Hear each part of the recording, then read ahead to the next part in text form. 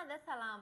Ine de men bugun size gowy täzeligim bar. Türkmenistandan Türkiye döwletine üniversitede okumak isleyen taliplerimiz için Türkmenistanyň Türkiye Aşgabat konsoloslugy viza vermäne başlady. Hatta käwr okuwçylarymız vizalaryny hem eline aldylar, käwr okuwçylarymız hem şu wagt öz oçurlaryna garaşyp otyrlar. Viza üçin gerekli resminamalar, okuwa kabul edileniňiz baradaky çakylyk hatyňyz, okujak döwrüňizde ähli çykdaýjylaryňyzyň garşylanjakdygy baradaky sponsor haty we attestadyňyz, saglyk ähtiýaçlandyrjy sigortaňyz 90 günlük bolmaly. Iň esasy zatlardan biri hem Türk Hava Ýollarynyň bilediňiz bron edilen bolmaly.